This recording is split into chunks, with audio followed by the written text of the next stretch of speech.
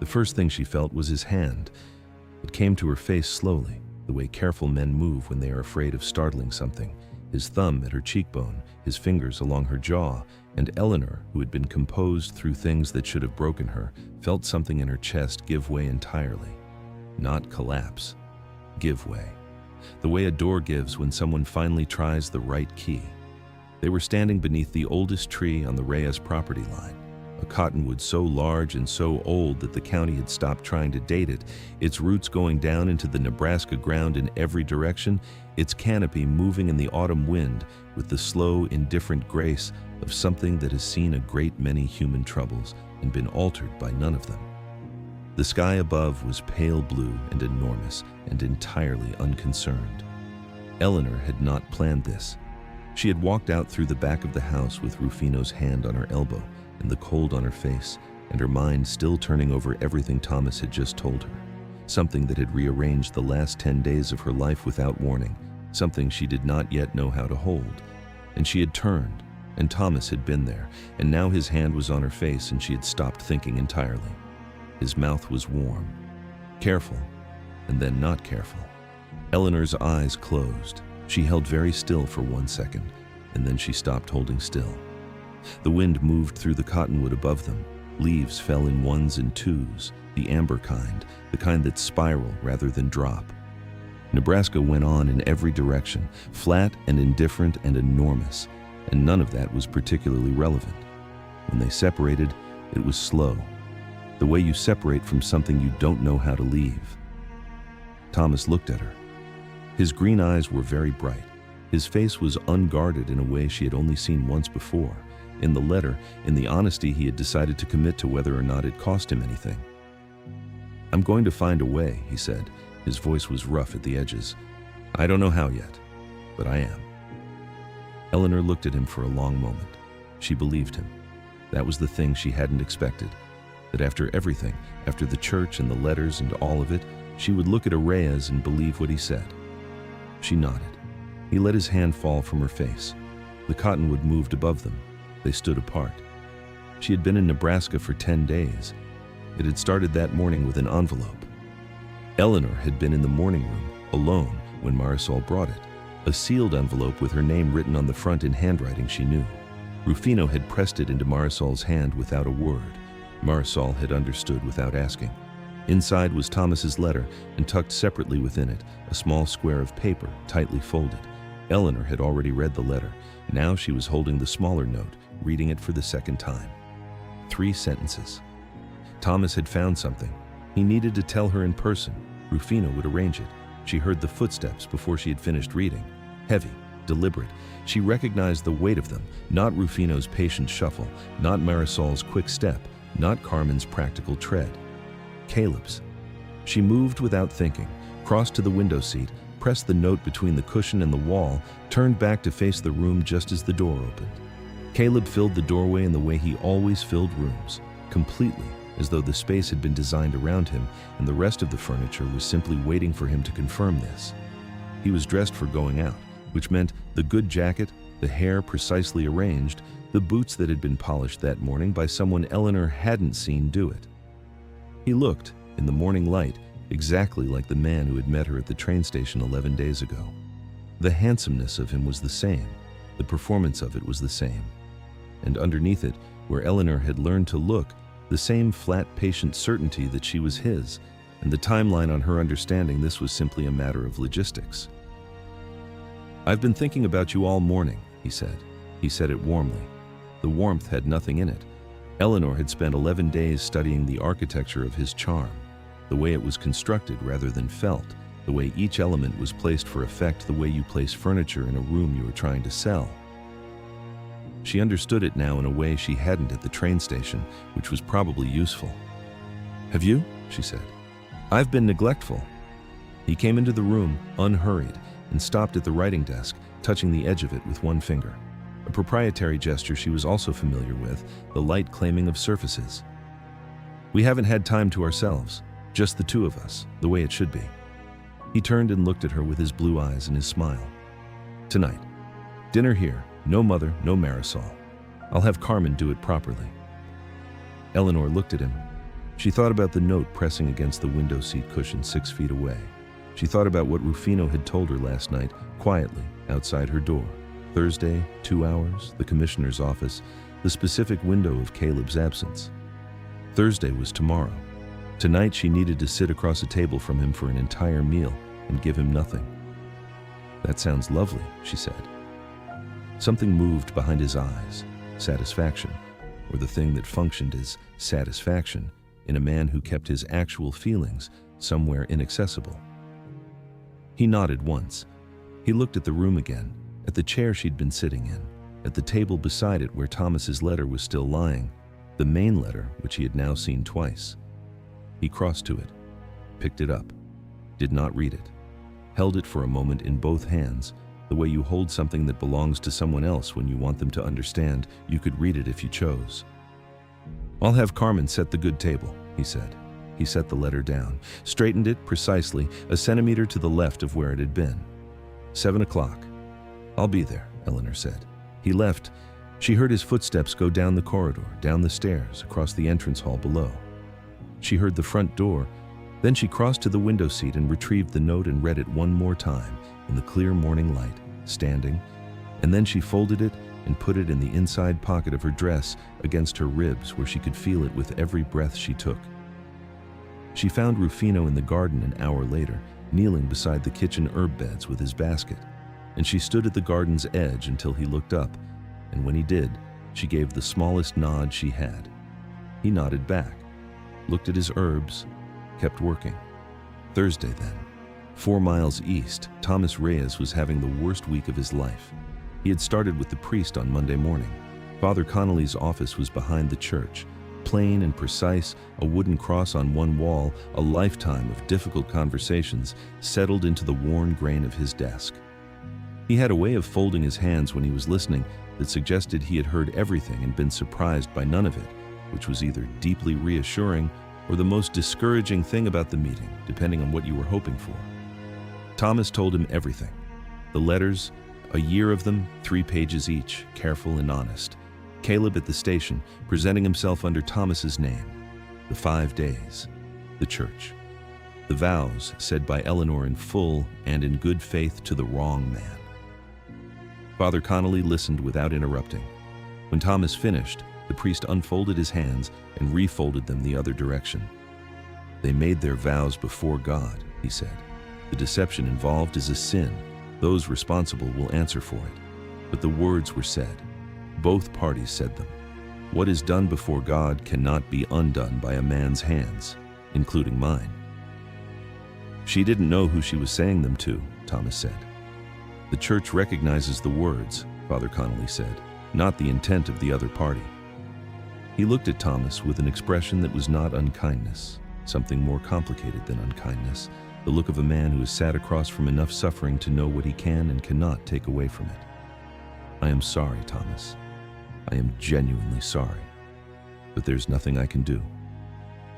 Thomas thanked him. He walked out into the cold morning air and stood on the church steps and looked at the ordinary street, the wagon at the livery, the women outside the dry goods store, the dog sleeping in the thin sun. And none of it looked like a world that was going to solve his problem. He went to the lawyer on Tuesday. Abbott's office was above the feed store, cramped with stacked papers, smelling of ink and old wood and the dust of accumulated cases. He was thorough. Thomas had been told this and found it accurate. He listened to everything, wrote on 2 pages of notes, asked clarifying questions at exactly the right moments. He did not dismiss anything Thomas said. "Fraud in the inducement," Abbott said, reading back his own notes. "Misrepresentation of identity at the time of consent. These are legitimate grounds for an annulment or divorce action." He set down his pen. "Here's the problem." Thomas waited. "To argue this successfully, you need witnesses willing to testify that the deception occurred. People who were present at the station when the wrong man presented himself. People who can testify to the 5 days of misrepresentation in the household. People willing to say so formally." He paused. "In this county, against your family's name. Do you have those people?" Thomas thought about everyone he knew in Kellerman County. He thought about what it would cost each of them, every one of them, to stand in a courtroom and name a Reyes. "I'm working on it," he said. "Even with witnesses," Abbott said, "I want you to understand what you're walking into. Divorce proceedings in Nebraska take years, 2 years at minimum, 3, more likely, if it's contested, and this will be contested. Your family's legal resources are considerably greater than your own at the moment." He said this carefully, choosing each word the way you choose, footing on uncertain ground. "Your family also carries significant weight in this county, Thomas. That weight is not presently disposed in your favor." "I know," Thomas said. "I'll take your case," Abbott said. "I'm telling you the terrain so you know what you're choosing." Thomas thanked him and went to see the sheriff on Wednesday. Hollis was a man who had been in the county for 20 years and knew every family in it, and the knowing was in the way. He settled back in his chair when Thomas sat across from him, the particular settled quality of a man who had already understood what was coming and had spent some time preparing his response. He listened. He kept his hat on the desk between them, brim up, touching the brim with one hand, at intervals the way people touch things when they are thinking about something they are not going to say. "Thomas," he said when Thomas was done, "I know what Caleb is. Half this county knows what Caleb is. You are not telling me anything new." "Then help me," Thomas said. "What you are describing," Hollis said, "is a legal marriage, performed by a licensed minister in front of a congregation with vows said by both parties. That is not something within my authority to act on." He paused. "And your family has a great many friends in this county, people who have done business with your family for 20 years and would like to continue doing so, people who would rather this situation remained private." He looked at Thomas directly, which was at least the honesty of discomfort rather than the cowardice of looking away.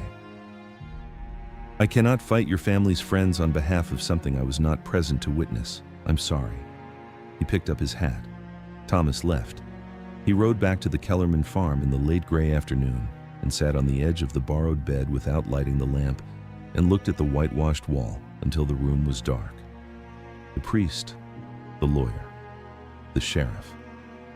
He had been in this county his entire life, and apparently the county, when it came down to it, belonged to his brother and his mother, and the accumulated weight of 30 years of Reyes money moving through every transaction in it. He had been sitting in the dark for perhaps an hour when he heard the knock. James Aldrich had been the postmaster of Kellerman County for 22 years. He was a small man, precise in his habits, with a memory for detail that his profession had made necessary, and his conscience had recently made burdensome. He lit the lamp himself when he came in, Thomas had not gotten to it, and sat down in the straight-back chair without being asked, and put a small stack of folded papers on the table between them. "I kept copies," he said. He said it quickly, the way you say a thing you have been rehearsing the saying of. "I have no right to copy correspondence, I know that. I did it because I could see what was happening, and I told myself I would only use them if things went wrong." He looked at the papers. "I should have spoken sooner. I've known that for a while. I'm sorry, Thomas." Thomas picked up the first paper. Edmund Hargrove had written first. The hand was careful, formal, the hand of a man not accustomed to this kind of letter, who had taken it seriously, who had written drafts before this one. He explained in measured language that he had a daughter in correspondence with a son of the Reyes family. He named Thomas. He explained that he was aware of the Reyes family's standing in the county, and that he found himself facing financial difficulties of a serious nature, and that he wondered whether there might be, his phrase, a natural alignment of interests. Isabel had written back within the week. Her letter was half the length of Edmund's, more precise, the handwriting of a woman who had written many difficult letters and found the exercise neither remarkable nor difficult. The terms were clear in the way that careful people make things clear without ever naming them directly. Edmund would send his daughter to Nebraska in the natural course of things. The correspondence between the young people would continue as before, as though nothing had been arranged. The Reyes family would ensure the debt was resolved. A bank draft would follow. The bank draft had followed. Thomas found it in the next document, a copy of the draft itself, which Aldrich had processed through his window. It was, as Aldrich confirmed with a look when Thomas held it up, approximately 2/3 of what Edmund's letter had described as the full debt. There was a follow-up note from Isabel. The remainder, she wrote, would be provided upon completion of the arrangement. Thomas set the papers down. He looked at the lamp for a moment, then he picked them up again and read through all of them a second time, slowly. The way you go over terrain you need to understand completely before you move through it. Edmund Hargrove had agreed. He had written back, briefly, just confirmation, a man closing a door that he had spent some time standing in front of. And then the correspondence between the adults had stopped. The letters between Thomas and Eleanor had continued. Thomas had never known. Eleanor had never known. They had written to each other for a year in the genuine belief that they were the only ones corresponding. They had been the last to know. Thomas thought about Edmund Hargrove, a Kansas farmer, a father, a man who had run out of road. He had looked at his daughter's correspondence with a wealthy Nebraska family and seen something other than what it was. Had he loved her? Thomas believed he had. He believed Edmund had told himself a story about this, that the Reyes family would be good to her, that she would be taken care of, that the arrangement was not what it was. He believed Edmund had needed that story to be true in order to do what he did. He thought about his mother, about the precision of it, the timing, the arrangement made before Eleanor had ever read a single one of Thomas's letters with anything other than curiosity. The performance of the past year, Isabel watching the correspondence pass through the house and saying nothing because she had already ensured the outcome. The church. The 5 days. All of it built on a foundation Eleanor had never been shown. He put the papers down. He lit a second lamp. He picked up his pen. He wrote the note. 3 sentences. Aldrich would take it to Rufino in the morning. Rufino would find a way to get it to Eleanor. And Thursday would come. Rufino had been at the Reyes house for 31 years. In that time, he had learned a great many things. The patterns of Isabel's silences, the way Caleb's moods moved through the house like weather, the particular sound of the stare that meant someone was going somewhere they didn't want anyone to know about. He had learned when to be visible and when to be furniture. He had learned which conversations happened in which rooms and which ones happened on the back porch in the dark where no one thought to listen. He liked Thomas. He had always liked Thomas, quietly, in the way he kept most things, which was close and without display. He had not said as much in 31 years. He was saying it now by driving his wagon to the store for preserves on Thursday morning and returning by a route that took him past the old cottonwood track, where a figure in a blue-gray dress was already moving through the tall grass without being asked, because she was, Rufino had understood from the first week, precisely the kind of woman who did not need to be told a thing twice. The cottonwood had been standing in that spot since before the Reyes family had arrived in Nebraska. The locals called it the grandfather tree and used it as a landmark. Turn left at the grandfather tree, past the old stone fence, then straight on. Thomas had known about it since boyhood. He had never told Caleb about it. There were certain places he had kept to himself, and this was one of them. Not for any particular reason he had ever articulated, only that some instinct had always told him Caleb should not have everything. He arrived first. The wind was from the west, moving through the cottonwood canopy above him in long, slow waves. Leaves came down in ones and twos, amber and yellow, the slow spiral of them. He heard her before he saw her, footsteps in the tall grass, careful and quick. And then she came through the last of it and stopped at the tree line, and they looked at each other. She looked in the morning light under the enormous tree, exactly like the person who had written him letters for a year. He did not know what he had expected. He had not expected this. The specific reality of her, the blue-gray dress and the straight spine and the face that was doing what her face apparently always did, holding everything at a precise temperature of composed. He crossed the grass. She didn't move away. He stopped when he was close enough that he could see the brightness in her eyes that meant she had been crying recently or was very close to it, and her face was doing its work, and his chest felt like someone had put a hand in it and was pressing. "Thank you for coming," he said. Rufino made it sound urgent, she said. "It is." He looked at her directly. "What I have to tell you, I couldn't put it in the note. It needed to be said by someone you could look at." "Then look at me," she said, "and say it." He told her. He told her about Aldrich and the copies. He told her about the first letter, Edmund's letter, the careful formal hand of a man who had prepared it. He told her about Isabel's response, and the terms and the bank draft, and the amount that was not enough, and the farm and the bank and the end of it. He watched her face while he told her, because she deserved to be watched while she received this, not managed, not protected from the receiving of it, but seen through it. She didn't break. She went very still, the way she went still at things, not the stillness of collapse, but the stillness of something being absorbed by a person who has learned to absorb things because there has never been anyone else to absorb them for her. He watched her take it in, piece by piece, the way you watch someone piece together something they have suspected for a long time without letting themselves know they suspected it. He wrote first, she said. Yes. He looked at our letters and saw an opportunity. The words were level. He heard who your family was. He saw a way to solve a problem that had no other solution, and he used it. Yes? He accepted money for it. He did. She turned away. She walked to the cottonwood's trunk, enormous, ancient, bark like a topographic map, and put one hand against it and stood there with her back to him. Her shoulders were very straight. The wind came through the grass around her ankles. My mother died when I was 9, she said. The tree absorbed the words. After that, it was just us. He worked every hour of daylight trying to keep the farm, and he never once asked me to sacrifice anything. He said, she stopped, started again. He said that the choices a person made were the only thing that truly belonged to them, that no one could take that. Thomas said nothing. He waited because it was all he could do, and because she deserved the space to say it without anyone moving to fill the silence.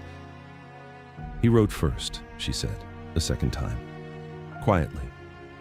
The way you say something twice when you are trying to understand what it means to know it. She turned back around. And she was crying, not the held-back kind, but the actual kind, the kind that moves past the decision to stay composed because it is larger than that decision. Her face was open in a way he hadn't seen, all the careful arrangement of it given up at once, and Thomas covered the remaining grass between them without deciding to.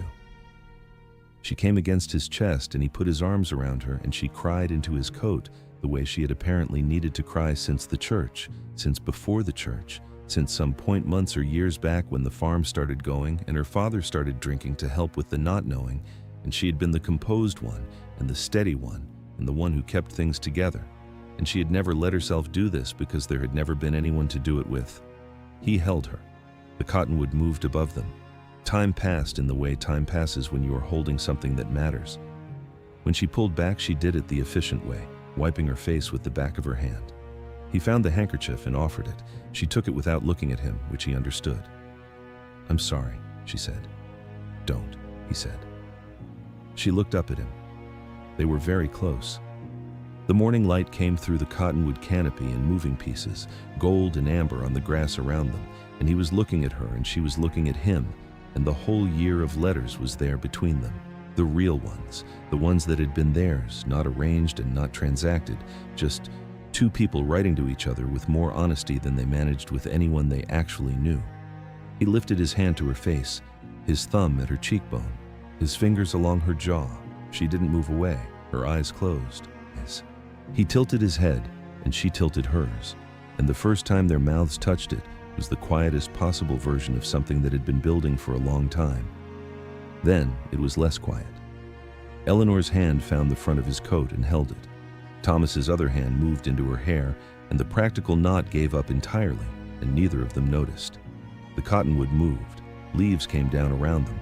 Nebraska went on in every direction, enormous and indifferent, and the priest had said no, and the lawyer had said years, and the sheriff had said nothing I can do.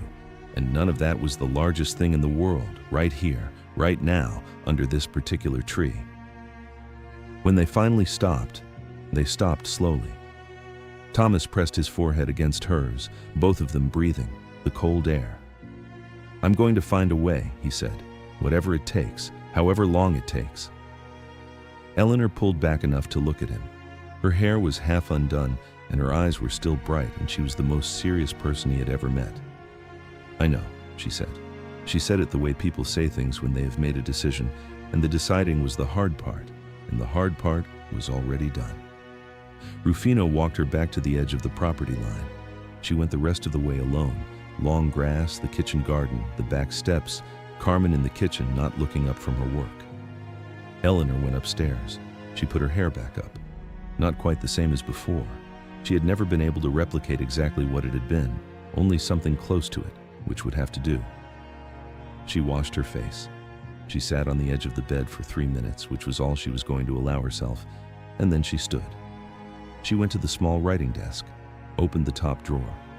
At the back of it, behind the ink bottle and the spare nibs, was the oval frame she had carried from Kansas, her father's portrait, the one painted the year before her mother died, when Edmund Hargrove had still had the farm and a wife, and a whole life ahead of him that he did not yet know the shape of. She looked at him for a long time. He looked back with his steady eyes and his honest face. Then she turned the portrait face down in the drawer and closed it. She went downstairs for dinner. The dining room was set for 2. Caleb had been thorough about it. The good crystal, the silver candlesticks lit even though it was not yet full dark, Carmen's best work on the table. He stood when Eleanor entered, which was one of his performances she had noted. The performance of manners, executed with precision and no warmth, the kind of correctness that is somehow more unsettling than rudeness, because at least rudeness is honest about itself. "There she is," he said. Eleanor sat. Carmen served. Caleb poured the wine with the practiced ease of a man comfortable with the authority of pouring. He spoke about the county commissioner's meeting that afternoon. He had opinions about the commissioner, whom he found somewhat dull but useful. He spoke about a land sale he was considering in the spring. North pasture, adjacent property, worth the investment. He asked Eleanor whether she found the bedroom too cold in the mornings, whether Carmen was providing everything she needed, whether there was anything about the household she would like to change. Each question was a demonstration. She understood this now with a clarity she had not had on the first day. The way he managed the surface of things, the particular thoroughness with which he occupied the role of husband in the visible world, while underneath it was something else entirely. The questions were not inquiries, they were reminders. He was the one who asked, she was the one who answered. "Everything is quite comfortable," Eleanor said. "Thank you." He smiled. It reached exactly as far as his mouth. She ate her dinner. She answered when addressed. She watched the candlelight and the way it moved on the crystal, and the way the shadow of the candelabra fell across the long table, and she thought about a cottonwood in the afternoon wind, and a hand on her face, and someone saying, "I'm going to find a way with the roughness of a man who has just discovered what he means it about." She thought about her father, about the face-down portrait in the drawer upstairs, about the way grief feels different when the person you are grieving is still inside a memory you now have to rebuild from the outside. Caleb set down his fork. He had been watching her since she sat down. She had felt it, the slow, deliberate scan of his eyes across her face at intervals, the way he periodically set down whatever utensil he was holding and looked at her the way a man looks at something he is trying to categorize. She had held herself very still under it, the way she had learned. The expression, present, pleasant, empty of anything usable. But he was patient, and he was not unintelligent, and he had been looking at her for 11 days, and whatever it was he was seeing tonight was something he had not seen before. "You seem different," he said. "Do I?" she said. Level. The same temperature as everything else she'd said tonight. Settled. He chose the word deliberately, which meant it was not the word he meant. "I wasn't expecting settled." Eleanor looked at him across the candlelight. "It's a lovely dinner," she said. "Thank you for arranging it." He was quiet for a moment. His blue eyes moved across her face in the slow, precise way, looking for the seam, the thin place, the spot where the performance didn't quite match the face underneath. She held everything still and looked back at him and gave him nothing to find. He was about to speak again. And then the door opened. It opened the way Isabel always opened doors, not dramatically, not quickly, but with the absolute certainty of a woman for whom the concept of arrival has always been synonymous with the concept of rightful possession. She came in unhurried, in her darkest burgundy dress, the silver cross at her throat, the silver white hair in its severe bun. She walked to the table. She sat down. Carmen appeared from the hallway and set a third place setting with the silent efficiency of a woman who had long since stopped being surprised by the things that happened in this house. Caleb looked at his mother.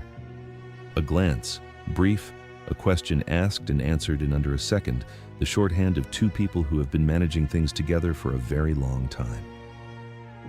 Isabel picked up her napkin. She looked at Eleanor. The silence before she spoke was not long. It was precisely as long as it needed to be. The specific pause of a woman who has decided to do a thing and is simply timing the doing of it for maximum effect. "How is your father as a man?" she said. No preamble, no softening. The question placed on the table between them like a stone placed with great care. Eleanor's hands went still in her lap. She held herself together from the inside, the spine, the shoulders, the face, and she looked at Doña Isabel across the candlelight and across the good crystal and across 11 days of this house and everything it had done, and she said, "Honest." She said it with grief in it and with pride in it, because both things were true, and she would not give either one up, because a person could be both of those things and have been her father, and she was not going to offer Isabel the satisfaction of watching her choose between them. Isabel looked at her, the cold, dark eyes, the chin that did not drop. And then, very quietly, in the voice that was silk over something that cut, "I wonder, would you like to have a conversation about how your father planned to settle his debts?" The candlelight moved. Caleb's fork was suspended midway between the plate and his mouth. His smile had gone, not slowly, but all at once, the way a lamp goes out. What was left was the face underneath the smile, the one Eleanor had seen only in pieces, the one that was colder and more attentive than anything the smile had ever shown. Eleanor looked at Doña Isabel. She held her breath. The room was entirely quiet. The candles burned. The crystal caught the light. And the question sat on the table between all three of them, waiting. "Thank you for spending time with me today. If this story touched you, about the price we discover only after we have already paid it, and the people who set the price and never told us, I hope you'll join me again." A woman told the truth about her father, and the woman who arranged his daughter's sale put that truth on the table like a weapon and waited to see what Eleanor Hargrove would do with it. Consider subscribing so you don't miss what comes next. Until then, keep the light on the porch.